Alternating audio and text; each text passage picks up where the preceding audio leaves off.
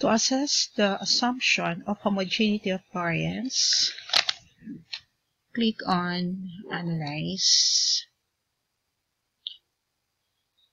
Compare Means, Dependent Samples t-test.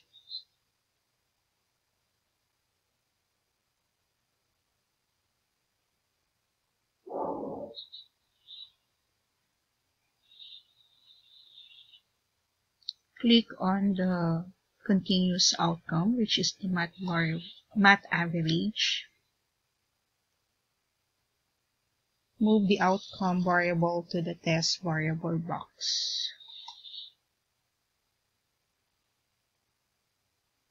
Click on the grouping variable, which is the class section. Move it to the grouping variable box. Click on the define groups. Group 1, input 0 for the heterogeneous section and 1 for the homogeneous section.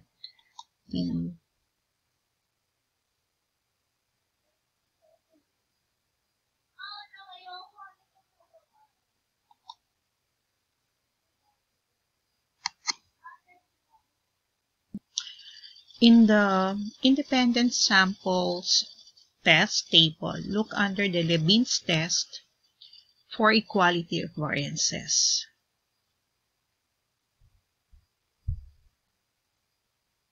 Look at the p-value in the SIG column. So this is this one. If it is more than 0.05, then researchers have met the assumption of homogeneity of variance and can interpret the independent samples t-test along with its means and standard deviations from the first table. If the p-value is less than 0.05, then researchers have violated the assumption of homogeneity of variance and will use a non-parametric Mann-Whitney U to conduct their analysis. Now, there seems a conflict with what is mentioned in this slide because it says here that if the value of the F statistic is less than 0.05, we use the data from the equal variances not assumed. No, so we will use the data from this row, the SIG or the p-value, and the t-value.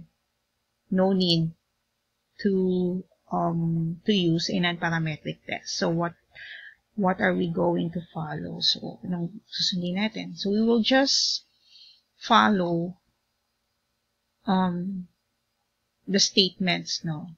The statement in this slide, no?